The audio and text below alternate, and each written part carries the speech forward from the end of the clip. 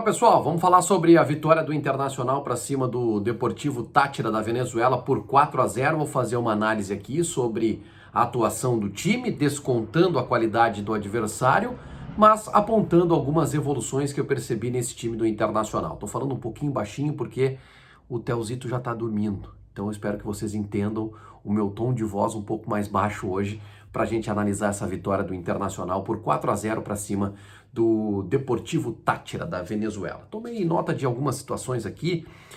Antes eu peço para vocês, né, deixarem o like para a gente subir esse conteúdo lá para cima e deixar o comentário aqui embaixo. Vamos debater o que vocês acharam desta estreia do Internacional na Libertadores da América jogando dentro de casa. O Inter apaga a imagem ruim da estreia na Libertadores lá em La Paz, na Bolívia, na minha opinião, com essa vitória de 4-0 que apresentou sim algumas evoluções. A gente já pode descontar a qualidade do adversário. O Táchira da Venezuela é um adversário que teria dificuldades para se manter na primeira divisão do Campeonato Gaúcho, no meu entendimento. Mesmo com um jogador a mais em campo, desde a metade do segundo tempo, não conseguiu ameaçar em nenhum momento o gol do Marcelo Lomba. Raras as oportunidades que esse time teve no estádio Beira-Rio na noite desta terça-feira. Tá descontado isso? Beleza, tá descontado. Isso não apaga, né, a fragilidade do adversário, não apaga alguns aspectos de evolução do plano de jogo do técnico Miguel Ángel Ramírez.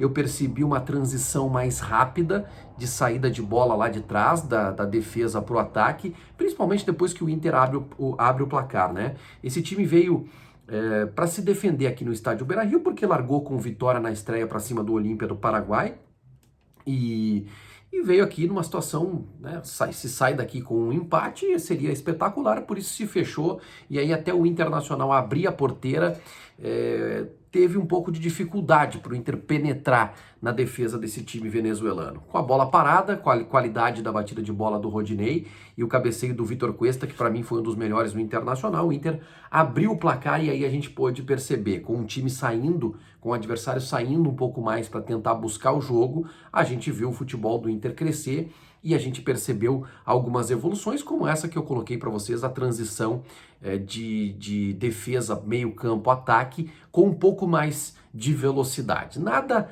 anormal, nada normal, não é uma evolução de 5 para 50, mas é uma evolução de 5 para 7, de 5 para 7,5.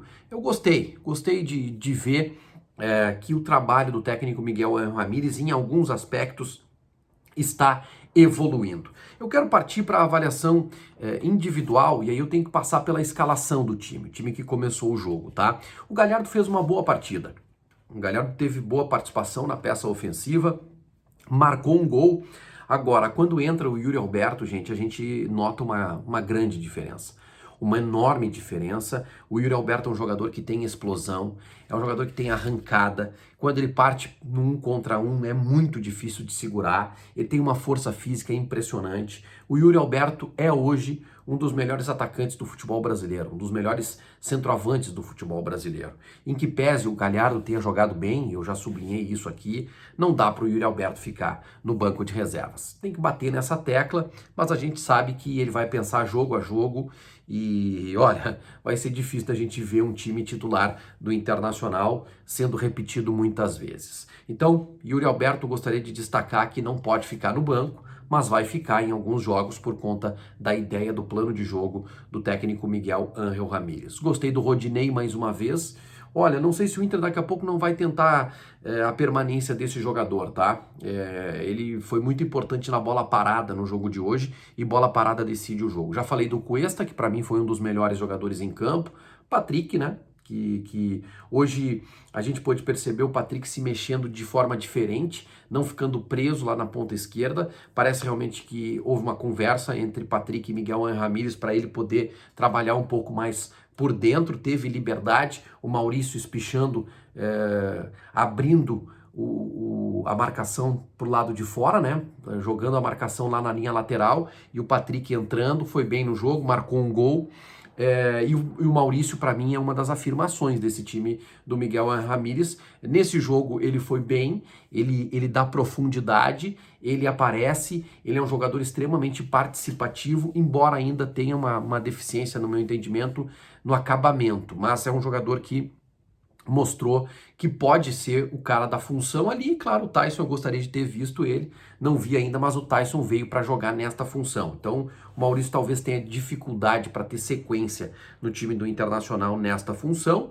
E não descartem a venda do Prachetes, tá? O Prachetes está ficando para trás, no final da fila. O Inter tem aí uma proposta, informei isso no início do mês de março, que o Inter tem uma proposta, a proposta continua de pé, mas se o Inter demorar pode se atrapalhar e não conseguir um jogador que não vai jogar no Internacional mais nessa temporada, vai ser muito pouco utilizado, vai ser reserva, justamente porque joga numa função onde eu nem sei se é a função dele, mas tem outros jogadores que o Tyson vai jogar ali, tem o Maurício que passou por cima do Prachetes, então o Inter tem que vender esse jogador. A proposta está de pé ainda, não é proposta do Shakhtar, eu não consegui descobrir o time, mas o Inter tem que vender este jogador no meu entendimento. Palácios, mal, até agora não justificou a sua contratação pelo Internacional, mal, tanto ele foi tão mal no jogo que quando ele foi expulso o Inter não sentiu.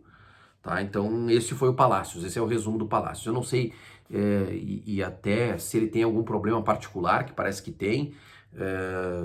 Bom, aí ele não pode jogar, no meu entendimento. Aí tem que tirar o jogador para ele cuidar disso e depois colocar ele em campo. Mas não fez absolutamente nada que justifique a contratação dele por 10 milhões de reais, no meu entendimento. Eu gostaria de ter visto o Tyson, não vi o Tyson. Um excesso de proteção, o jogador tá aí, tá bem fisicamente, ameaçou entrar, achou que era ele, foi lá correndo, tirou o jaleco.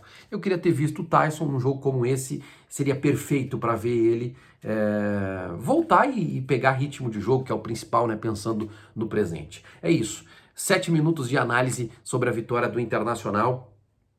Vem com vaga aqui no canal, te inscreve, deixa o teu like, principalmente o like, deixa o teu like para jogar lá para cima, ativa as notificações e vem com vaga nos Donos da Bola nesta quarta-feira, falando um pouco mais sobre o Internacional.